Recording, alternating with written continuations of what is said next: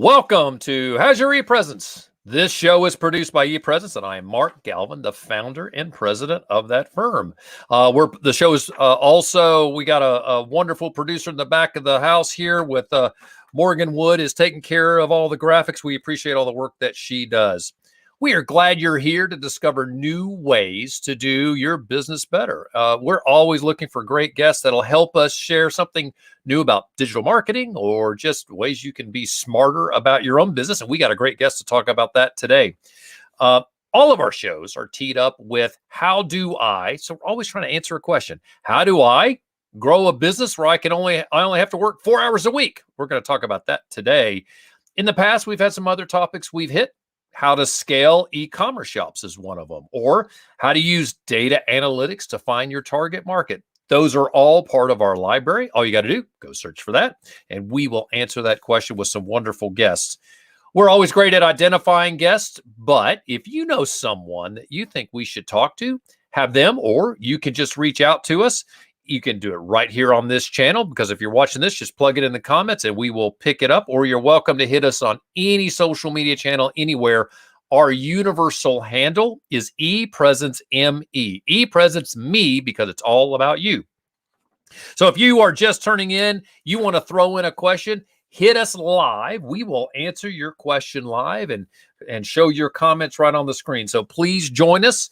If you join in, you have a question, and you're going to have some questions of our guests today. So feel free to throw those in there. What are we going to talk about today? Well, we're going to talk about making a profitable social media ad. How about that? We all would like to know that.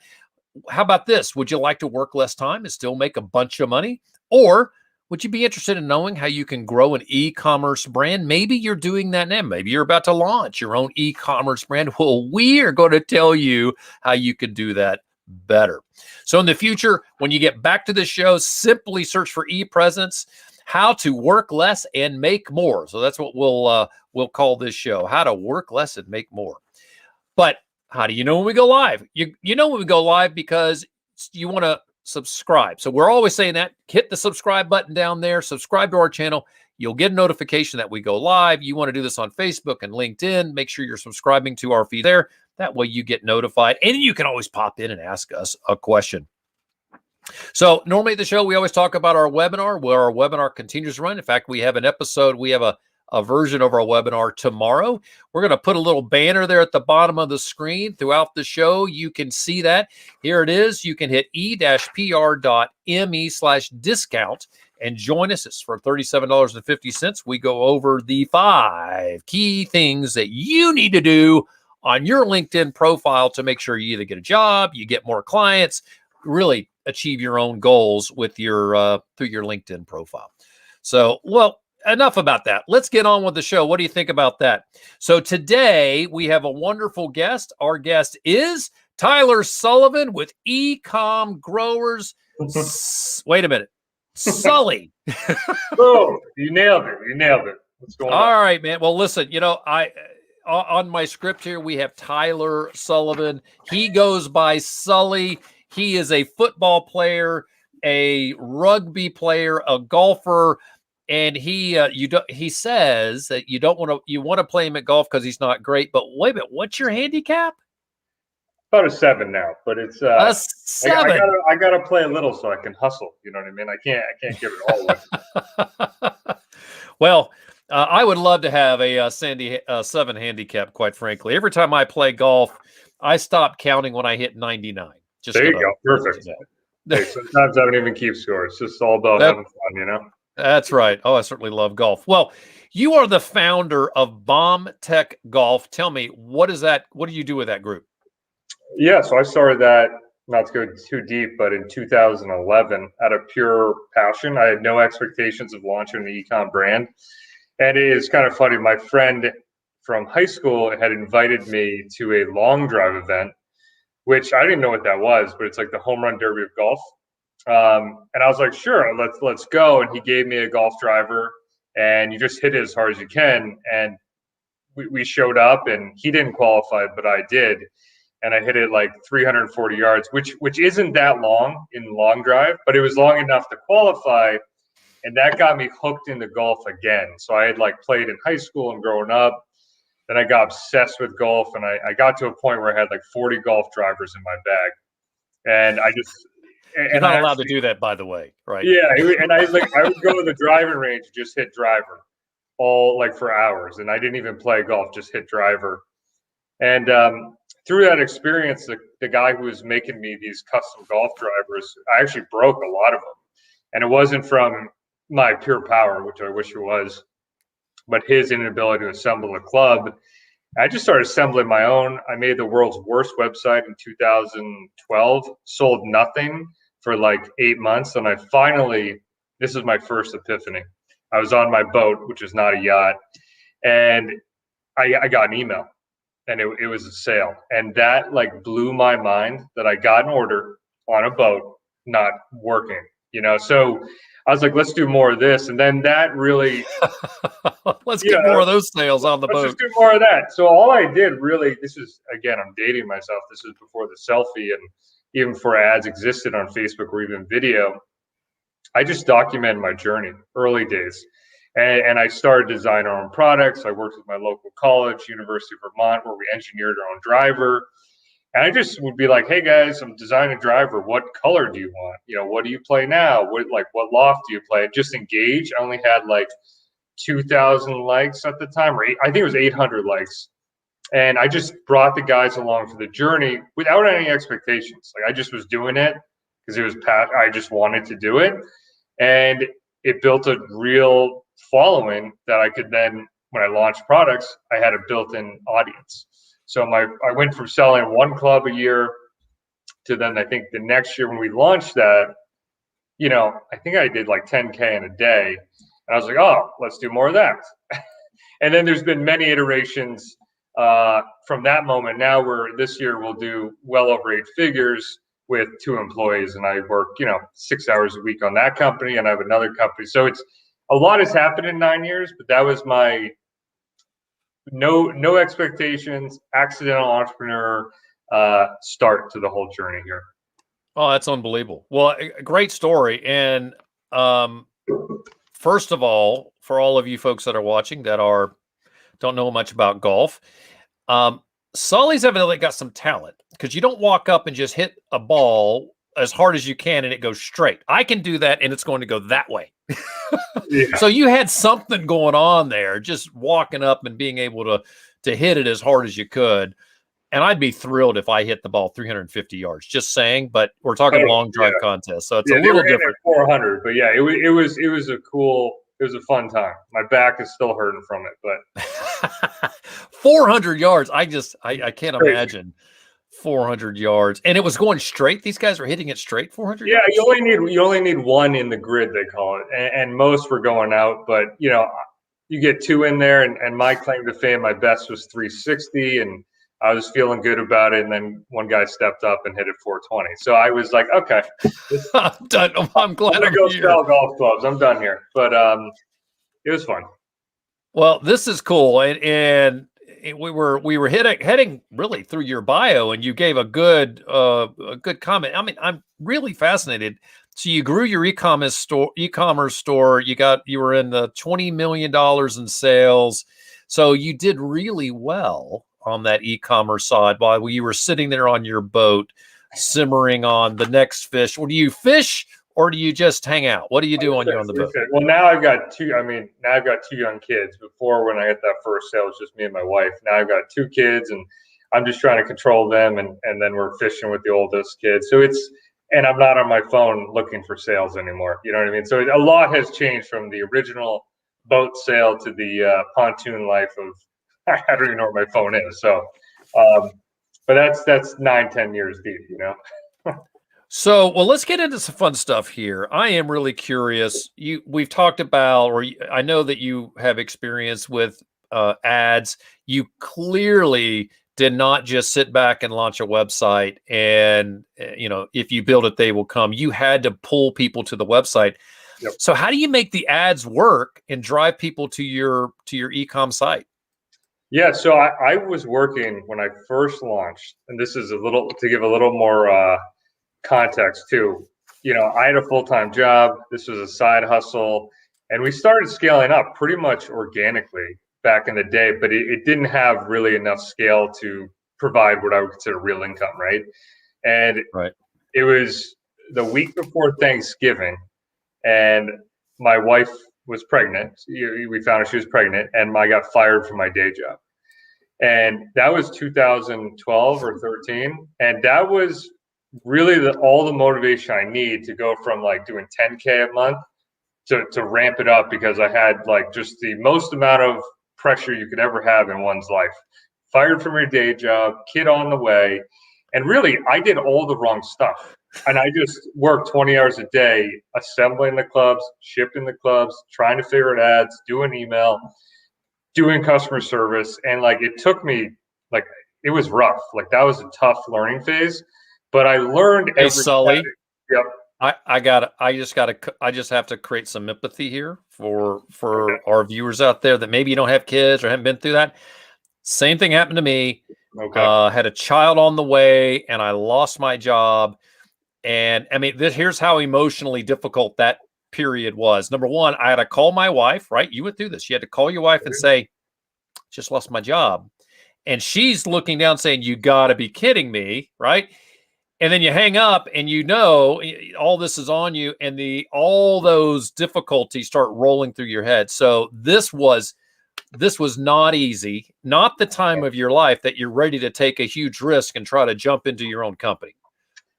Not good timing, but needed to happen. I think it was that kick in the butt, and really like it just made, I had to figure it out. And that's kind of like, we talk about ads being profitable, and like, I had to figure out what was going to work. So I ended up learning every pillar or category of the business and learned it well enough that I could then delegate it. And that was the hardest part. Was I got BombTech to 1.2 million in sales solo with no one. What? How long? How long did it take you from that moment that bee was in the bonnet to you were there? What are you talking about? I did 100K the year I got fired, which was like zero, because with cash flow to manufacture your own product, it's nothing. You don't make any money there. Yeah. And so the next year we did 500K, and I had enough cash to like live. Not well, but it was tight. You know, with credit cards max, I had working capital, loans. I mean, this is not a path I'm like, hey, this is easy. This was, and then really the next year, I think it was 2014, Facebook ads really became a thing. And I dedicated effort to figuring that out, because we already had a lot of organic action there. And I ran ads poorly, like very bad. But I learned enough and got them to $1 million. And then at that point, I knew enough to delegate, right? So that was the big moment where I found an expert, and we went from 1 million to 4 million to 6 million. And now like this year we'll do like 13 million. And I only have 2 in-house employees now. So like, wait, hold on. You're like, I mean, you're flying. You've told this story so many times. You don't even realize how great this is. You're like, there's like all these little turns. Like, wait, if you want to go deep, we can go deep.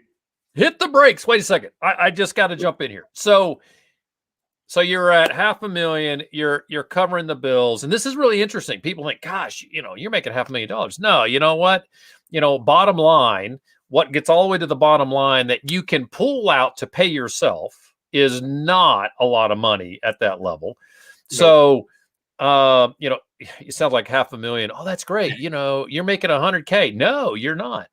So then you jump in, you have got all your credit card maxed. You've got were you sleeping at this point? No, this was, we had a young kid, Charlie, at that time. And I was still working 20 hours a day. I wasn't doing anything well. It was just, it's either it's game time or we're done time. So, it was rough, Yep. Good. I had to jump back in there and say that, because there's a lot of business people, and maybe even some folks out there that are entrepreneurs that are thinking, oh, I can get into this and this is going to be easy. Number one, you should. B, understand it's going to be hard. And I always love to say, for all my friends who ask me, hey, you started ePresence, how's that going? And I say, you know what? Starting your own company is not for the faint of heart. The problem is I got a faint heart. So it was difficult, right? And it continues to be a slog, but the value is now you own it. Now you see it, and building through what you're looking at. What it was 3 years of real difficult work. Is that about right? Yeah. 3 years of grinding, and then I slowly started delegating, and then just scaling and getting out of my own way. But it took to my second child to really hit that next level. So I said to myself, I'm not doing this when I have my second kid. So we have our second kid coming, and Yep. sales were great. I had a team then. I had like 5 guys, and I had been still working really hard, but wasn't working 20 hours a day. It was Yep. more like 10, 12 hours a day, which was That's nothing for me. manageable. Yeah, it was doable. And then when we had our second kid coming, I said, you know what? I'm taking 6 weeks off. So I took 6 weeks off just before the baby came, and sales went up. And it was all Get that. the heck out of the office more often, man. Well, yeah. So what happened was I did all this, not thinking about it. I did all this prepping and delegating and kind of building at least a framework for systems so that I could take that time off. And really, that was kind of it's always been for me life moments that have impact on my business. And that was I wouldn't say the second, but one of the big epiphanies where I was like, okay, I'm not that important in the business now. I've set it up. I know what to do in each category, but now I'm no longer really the lever puller, right? I don't really there's things I do, but they should be really big lever things. And I essentially got myself out of the daily task, and had that all outsourced to experts better than myself. And that allowed us to scale not only my revenue, but my time. And that was kind of a pretty cool moment. And then I launched another business, which is doing 7 figures, with my first employee at BombTech. It's really his company. I just helped him. And that would have never happened if I didn't learn how to delegate, build systems to scale, and so it's another unexpected business that I really never thought I would even start. But we had all these articles come out about BombTech's success, and people would message me like, hey, can you help me with my ecom brand? I'd be like, no, good luck. And my employee, Chris, who was doing all my email, and he was crushing it and driving a ton of revenue through Klaviyo for my ecom brand. He's like, well, can I help him? And he was the most unique, hardworking individual I've ever met. He was my first employee. He would work any hour of the day on his own regard. And I said, dude, I'll support you with whatever you want to do in life. So him and I partnered up. He closed 3 deals, tripled their revenue in 40 days. I said, what do you want to do? And he says, I want to make this a real business. I said, how can I help you? And that now we have 35 clients. We work with brands like myself, that do between $2 and $30 million a year. And it's just been crazy. So it's I kind of he was awesome. So side by side with me in BombTech that he's seen everything in ecom, that he has such unique perspective on our clients that just made a natural fit. So it was already something people were reaching out for me about.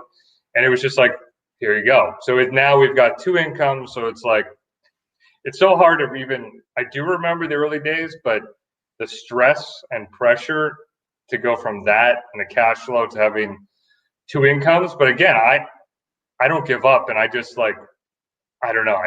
I think no matter what, you can't have an expectation of money, and you have to do something you enjoy at the end of the day, or it's going to feel like work forever. And I think that's how I was able to work 20 hours a day for 7 days a week for 4 or 5 years. If you're just trying to make a buck and you're selling stuff you don't like or know, it's not going to work. Oh, I agree with that 100%. So what was it that made the ads profitable? I think it's pretty simple. So I'm not in the ads manager anymore, but it's not very the technical things. It's the offer and the copy. At the high level, if you have an offer that people want and you have copy that gets them to click and get to your site, that's 90% of it. I'm not technical and in the weeds with that, but it's the same thing for email. We could send an email with all the right segments, the follow-ups, the technical things, but if the offer sucks and the copy's not good and engaging, you're dead. So you got to get the offer right, the copy right, and then all the other technical aspects of ads. I really, especially with the targeting they have now, doesn't really matter. So I just went at it of like, all right, I'm a golfer. I thought I knew what our customers want, but I really let them tell me, right? So I do a lot of micro launches where I literally ask them like, hey guys, what products do you want? Take their feedback, and then we'll do like a small order. For us, it's like 500 units now, but we'll do like a micro launch and we'll just test it and say, okay, here it is. And okay, this is good. if it goes well, guess what? We order 50,000 units. And then we scale it up. But so like that's been a big learning for me. And I had one product in particular that absolutely bombed. I was the 2005 beer pong champion at my fraternity.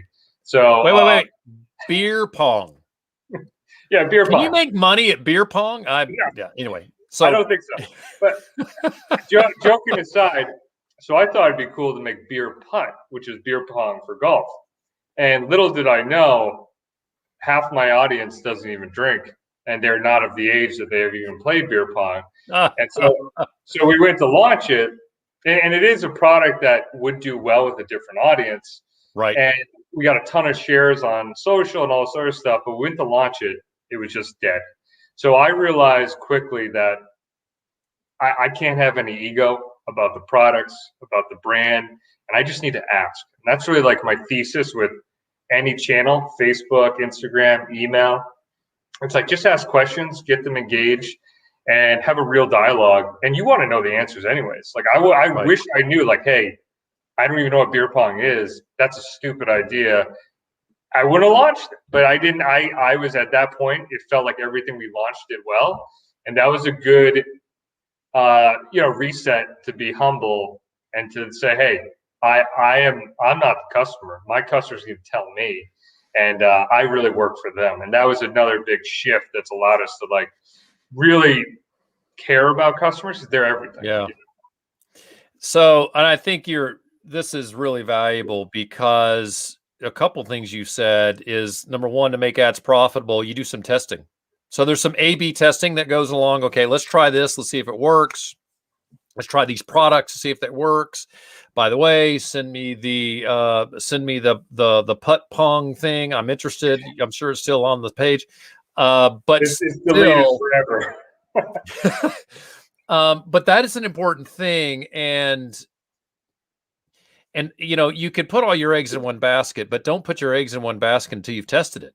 Totally. Right? Like we're doing this kind of for, my wife is launching a business for herself, and I'm just taking the same approach. Like I don't know her market, and we're just putting together products that she thinks is cool, and we're asking the audience, and then we're going to run ads, and we're let them tell us which one they want. Because really, her and I can want, or I can want a golf club to do well. Like I had a product I made selfishly for myself, and because I was like, this is a really windy course I play at. I want this loft, this club. I just made it, and didn't do that well. And it's because I made it for myself, and I'm not necessarily the audience. So it's just this core of like having no ego of thinking what people want and just test it, and really it's like we use email for testing a lot too. It's like if we do a small segment, or like we have a massive email list, but we shoot a really small, very engaged list or size of subscriber list, an offer, and it's just dead, then we'll throw them a different offer and test it and say, okay, that makes more sense, and then just go with that. So it's really almost being unromantic about some parts that are really hard to let go. You know what I mean? Because you want to, I love this, strangle everything and like almost over control. It's like, you got to let them tell you, man, the market's going to dictate, not you. I think this is brilliant. And part of it is because the emotional piece, I think that's people struggle with, right? I think this is great. And you have to remember, you're not the audience. So hard. You've got to go and to your audience. I encourage a lot of our clients, as a matter of fact, go meet with your best clients and ask them why they buy from you. Because the reason that people are buying from you may not be the reason that you think. So you may be marketing the wrong values. Totally. So let me ask you this. I'm going to get a little granular. When you start talking about ads and you're driving ads on Facebook, how much should you budget to launch a product? Because you're doing multiple ads. You're seeing which ones work, which ones don't. How much cash? And let's use you as an example, right? Yeah. You're selling a product. how many items do you have on your website approximately? We're very tight. We've got probably like our best sellers, 8 or 9. All right. Very So you got few. 8 or 9 products. So you're not selling thousands of products. So which is good. Gives us a good sense. So here you are, you're going to go to Facebook. How much should a company owner think, this is how much money I have to put into Facebook ads to make it work? I think it totally depends. I know you don't want to hear that answer, but like I didn't want to hear that answer, but it's good. We spend, hundreds of thousands a month. We spend 10,000 a day. So it's really what we do is going to be very different than someone starting out. So like for my wife, with her business, we kind of just we use really more like return on ad spend and like a cost to acquire kind of like goals. And then we have a budget to try to hit that. So like what we think is reasonable, because everyone's financials are different. But like for us, we have let's say our CPA is $30. That's what we want to hit. We got to acquire a customer for that. Yeah. How much money is going to take to do that? We're throwing about $4,000 out as like a number of like, and that's what we did on one of her products that didn't do well. We spent that money, really did not get the action we thought we could get. But if we saw any certain ad do well at that CPA, we just spend it to there. But again, it's hard because it also depends. Do you have an email list? How long you've been in business? Are you just starting? So I think it depends, All right. That's fair. Do you look at the lifetime value of clients of a customer? Does that come into play when you're determining how much you're going to spend? Yeah, yes and no, because it's like with ecom, cash flow is such a big thing. So if you only looked at lifetime value, you could be out of money. You know what I mean? So it's like, how I think of it is we have a certain straight up return on ad spend goal. Like my ad guy, I use a third party agency. He's a boutique agency. I've used him for almost 3 years. And we have return ad spend goals. And really we look at lifetime value as like the cherry on top. So if we just use lifetime value, went for like some crazy low return ad spend, we wouldn't have cash flow in the business to keep ordering products, right? So like we've calculated out in such a way that, if we want to be aggressive, we have a threshold. And if we want to be more conservative, we have a number. And that's from years. I mean, we're talking 8, 9 years of spending online, so Good it's stuff. And this year in particular, we have very aggressive, we sell at a pretty high margin. We've been around for a long time now. So we're kind of going from what I would call a lifestyle, super high profit business to we're pushing growth a little bit. And it is sacrificing a little bit our return ad spend. But when we launch a new version of the product, we're going to have that many more people in our ecosystem. And we do a lot of stuff post-purchase that other companies don't do, that we're not just selling a one-off product. They like hit it a couple of times, they forget about us. Like we invest a lot. Like we do thank you videos, thank you handwritten cards, thank you voicemail, special stuff in the box, like all these post-purchase things that are tough to scale. And we got a private Facebook group just for owners. So we do all these things. So not only they buy once, but they really feel like a part of a family and community because we do give a shit about them. And that allows us to like, let's say Facebook ads dies tomorrow. Hopefully it doesn't, but we can sell to them for a long time. Hey, Sully, Facebook ads aren't going anywhere, but keep going. Yeah. So like email is really like, we're not just a shift a little bit. You got paid traffic. And then how I look at it, email is your true asset that you own. So we really almost cherish that relationship and that customer list. And that's really the business, right? So we try to do everything we possibly can to wow a customer. Something happens in shipping, we're refunding you that, sending you something free. Like, I don't care what it is. Cool. We'll just do whatever you can to wow them. Like I tell the guys, do the unexpected. That's their mission statement. And that has served us, that's of all things, the best thing we've done. Like the products are great. We scale the ads and we make money, great. But it's like just giving a shit and not just saying it, but doing it. I mean, I pay my guys full healthcare benefits, 401k, salary for customer service, which everyone else is paying $3 overseas. And for me, I'm paying a lot more, but it's worth it, Well, and I would tell you the other thing that you've got going for you is you're a smaller operation, so you have lower overhead and you Yep. can make that investment. So that's a good thing. Sully, we're out of time, and I hate this. I have about 5 more questions through all the stuff that you've gone through. I really do think this is interesting.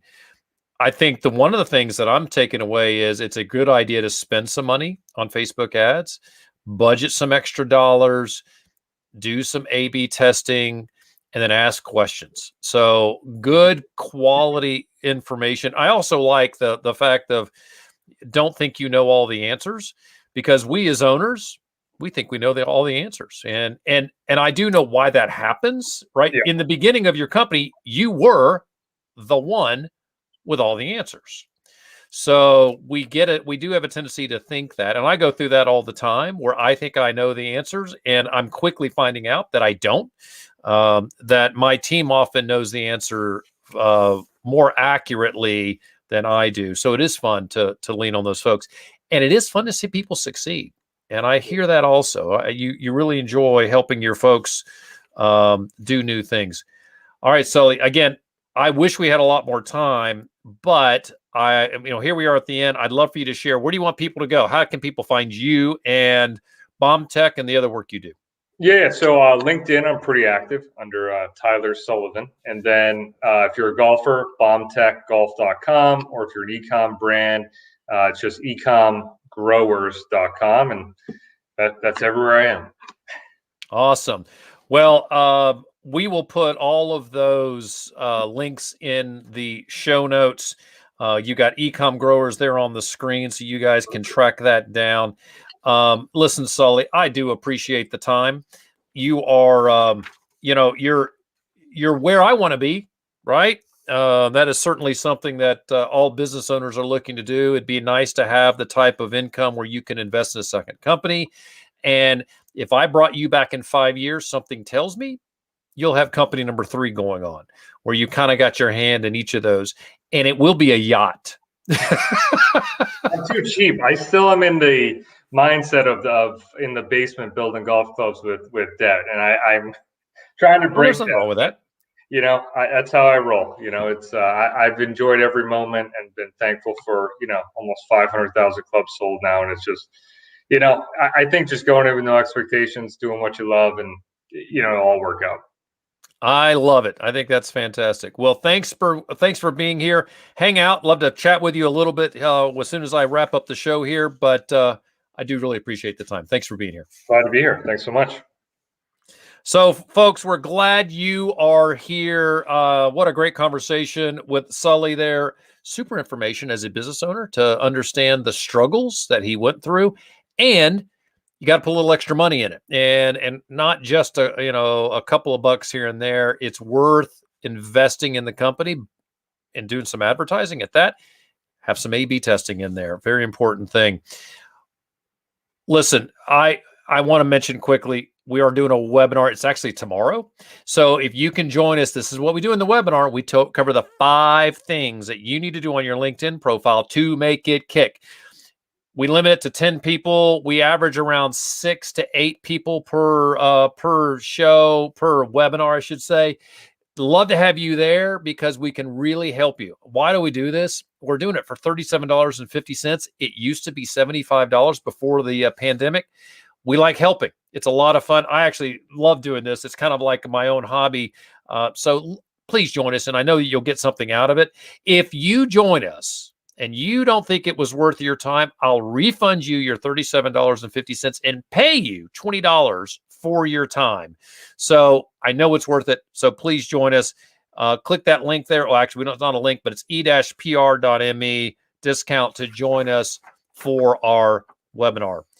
Thanks for joining us here. How's your ePresence? What do we do at ePresence? We're a full-service social media agency. You can find us at ePresence.me. Anything that you do on social, we can help you, be it the ad spend, be it driving content. If you are an executive who has a presence on LinkedIn, but you don't do anything with it, it needs to support the company brand. You heard what Sully said. He loves his LinkedIn profile, so he's supporting the company mission. Whatever his mission, he's doing that. You should be doing that too. Your entire team of executives should be doing that. Get your social media up and running, and then call us. We'll help you drive all that and each of those executives, because that's where where a lot of work is done through those individual profiles. That's really the organic reach. You can hit us at ePresence.me. How's your ePresence? And get a 5% discount by watching this show. Hey, not bad. Just by watching today, I saved you some bucks. Now, back to the show here. How's Your ePresence always runs live. You're going to find it here on our channels, Facebook, LinkedIn, and YouTube. Please subscribe to our YouTube channel. We need you here so that you can know when we're sharing great stuff. So I think it's there. Hit that subscribe button down over there. We'll make sure that we deliver you guys some great content. There you go, right there. There we go. There. Thanks, Morgan. If you like today's content, again, make sure you're subscribing. We're always adding new content every week, and we're going to drop the show on the podcast channel. So make sure you're subscribing to our podcast channel. You can catch that anywhere. If you want to find it, go to our website, epresence.me/podcast. This show is produced by ePresence, and our producer is Morgan Wood. Until next time, for my guest, Sully / Tyler Sullivan, I'm Mark Galvin, and this has been How's Your ePresence?